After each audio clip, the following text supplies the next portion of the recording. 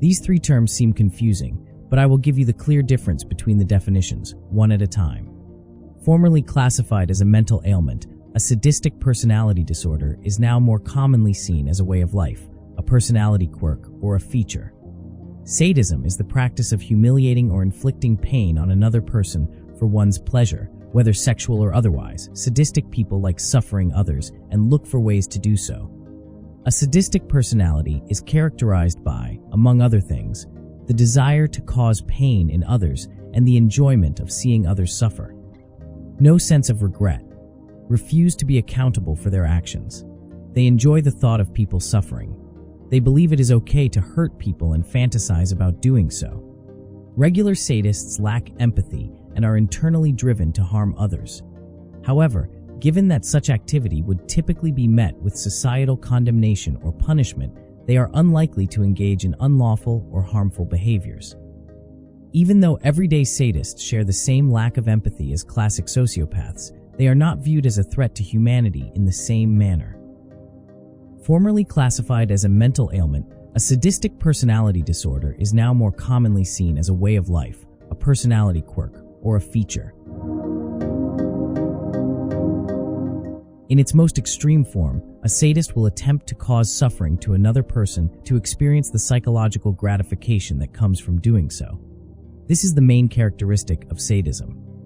There are several types of sadists: explosive, tyrannical, enforcing, spineless, and everyday sadists. An extremely sadistic personality condition makes a person less likely to be considered kind. He typically tends to be less polite than regular people, but that doesn't mean they are always wrong or can't love others. Those who suffer from sadism frequently crave control and power. The key drivers behind this desire are poverty, injustice, child or domestic abuse, individual shortcomings. Masochism is the act of enjoying pain or humiliation of oneself for either sexual or non-sexual purposes. A masochist gets pleasure from suffering, being degraded, or denying self. Typical masochistic attitudes, actions, and characteristics include trouble saying no, perfectionism, constantly striving to be friendly and liked by everyone, attraction to narcissists, judging self-denial from negative emotions, getting terrified when things feel too good, refusing to take things when others want to offer them to you. Sexual and emotional masochism are two examples of this disorder, and early child maltreatment, trauma, poor early connection, and mental illness are among the possible causes. Sadomasochism is a phrase used to describe the interrelationship between masochism and sadism. It occurs when someone inflicts hurt on another individual to satisfy their sadistic desires while meeting that person's masochistic desires. Sadism or sadomasochism are other names for behavior. There are many explanations for why a sadist or masochist finds sadism enjoyable, and the answer will vary significantly from person to person. Some people find that adopting a compliant or helpless persona provides a therapeutic escape from life's responsibilities, obligations, or guilt.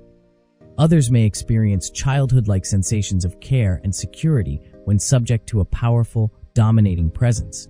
They might feel satisfied by winning that person's approval as well.